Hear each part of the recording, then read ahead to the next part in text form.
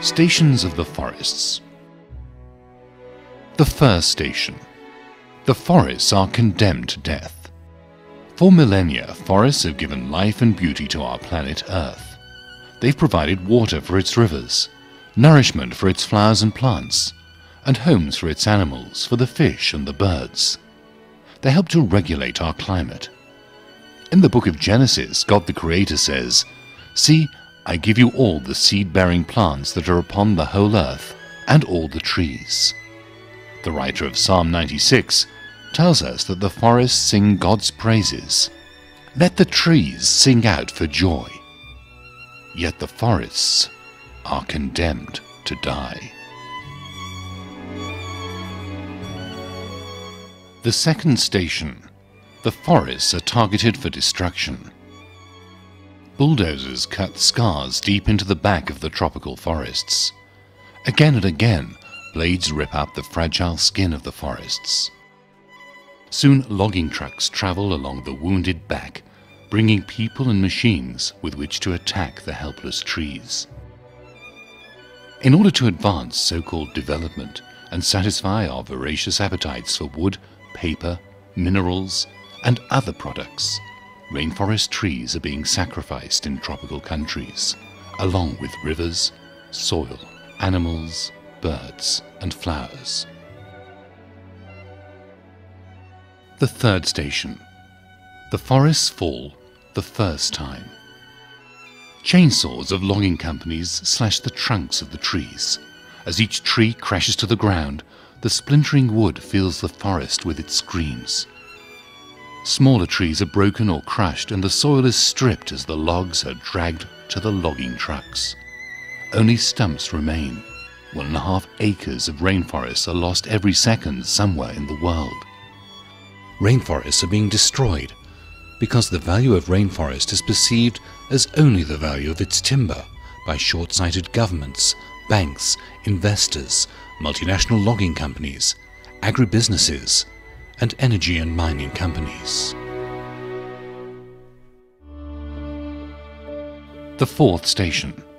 The trees meet their mother, Earth. Like a mother, the soil protects the seeds and nourishes the young trees. Now the trees lie dead in the arms of their mother, Earth. The whole Earth, too, is under threat, for without the protection of the sheltering trees, the life-giving soil will erode and disappear. Without sufficient tree cover to absorb the rains and fossil fuel gases produced in our industrial societies, the climate becomes less hospitable to all life on Earth.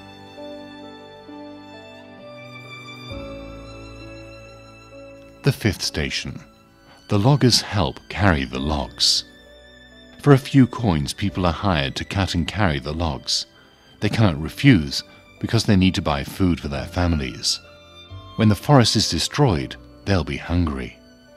Tragically, the poor help to destroy their own future in order to eat today. They and those who try to help them use the forest sustainably, often fall victim to human rights abuses, and are even killed.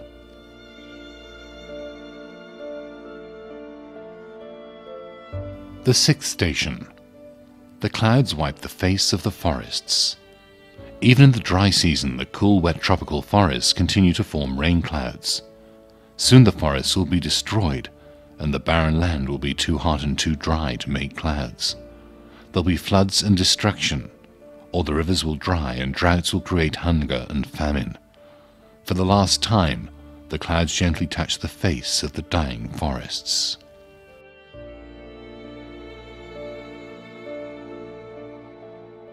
The seventh station. The forests fall the second time. Forests are cleared to make way for cattle ranches, biofuel plantations, and urban sprawl.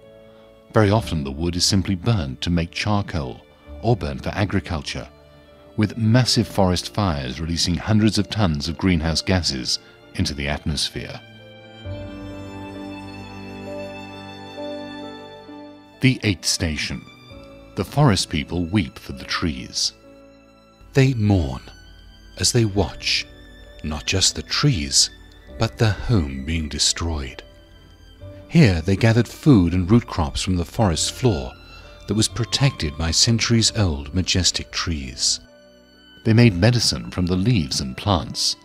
They were nourished by fish and wild animals. But most of all, they cry now over the loss of this beautiful part of creation they cared for. Here God planted the rarest flowers and composed the magnificent songs of the birds. The people of the forest weep, not only for their forest and the loss of its biodiversity, but for all people who will no longer have this cathedral where they can experience and chant to the glory of God.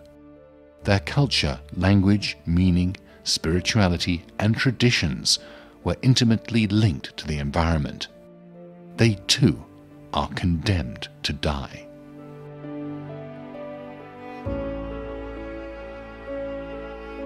The ninth station.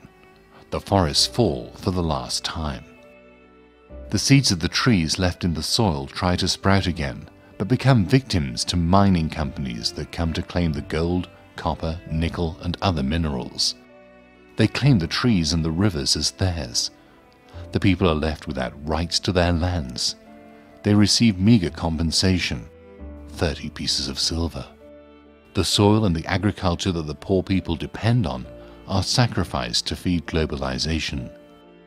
The mining companies destroy the landscape, even the mountains, to get at the minerals beneath. These are regarded as more valuable now than the trees, the land, the marine environment, and the local people. Pollution from mining operations poisons local agriculture, rivers and seas. The harmony between people, land, sea, and air is broken. The 10th station. The land is stripped. The loggers and miners are gone. The forests are now deserts, wastelands. Only rocks and sand and enormous craters remain. There are no trees to protect the soil, and there's no soil where new trees can grow. There's no food, no rice or corn. There are no animals, no birds, no flowers, no fish. There are no loggers, no slash-and-burn farmers, no mining companies. There are no fresh and clear streams and rivers. There are no forest people. The stripping of the land means death for life itself.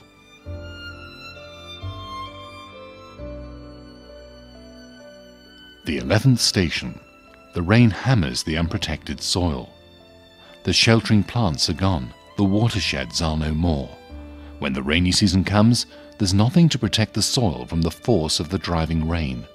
The rain hammers the soil, hitting the ground like exploding bombs. There are landslides and villages are buried under the rubble and mud. The soil bleeds into the rivers and is washed down to the sea.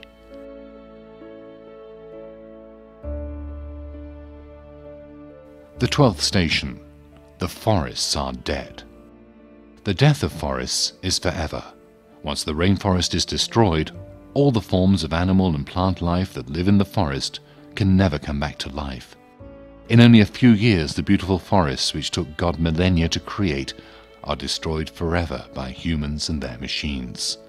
The consequences are tragic for the whole global community. The death of forests is the death of the planet's biodiversity.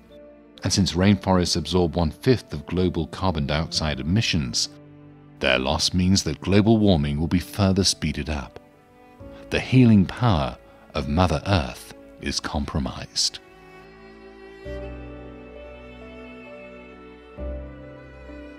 The 13th station. The forests and the minerals are taken down to the seaports for export. Little of the wood from the forests remains in the global south. Wood and minerals are taken away in ships to wealthy nations, whose remaining forests and environment is protected. The tropical forests are gone forever, taken away to be buried in foreign lands. Before humans started destroying the rainforests, they covered 15% of the Earth's land area. Today they cover less than 7%. The Philippines has lost nearly 90% of its original rainforest over the past 50 years. Thailand, 80%. Experts estimate that the last remaining rainforests, including the mighty Amazon rainforest, could disappear within the next 40 years.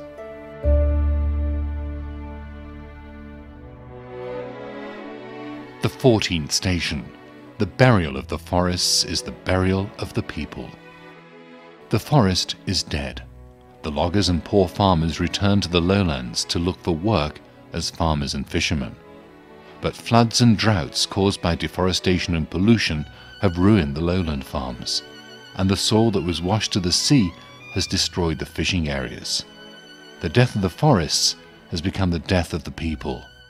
They're forced to go far from home to earn a living as environmental and economic refugees. In Luke's Gospel, Jesus turned to those who were weeping as he walked to Calvary and said, "Do not weep for me. Weep rather for yourselves and for your children. For if this is what is done to green wood, what will be done when the wood is dry?"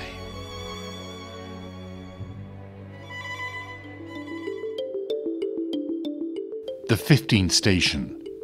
Fragile grounds for hope. After the burial of Jesus, there is a 15th station, the resurrection. The forests that are dead are finished and cannot be brought back to life again. Christian hope must be based on what can be done with the forests that remain. We can and must act now, or they too will soon be gone. The task of preserving and healing our planet is a daunting one, given human greed and the relentless drive of our plunder economy. But there is also generosity, and people have given their lives to protect the forests and the people who live there. God has given us creativity and ingenuity, which we can harvest in the service of life. The Spirit of God, who breathed over the waters and brought life out of chaos, urges all people to enhance and protect the integrity of creation. We must change our lifestyles and take action now, both commercial and political, to safeguard the life of the forests that remain and the poor who depend on them. We should live simply so that others may simply live. Let us listen to the stories of the rainforest peoples, to those affected by mining and climate change around the world. Together, we can change and protect our home, planet Earth. We can and must live sustainably so that future generations can live on the vibrant planet we have inherited. Let us together renew the face of the Earth.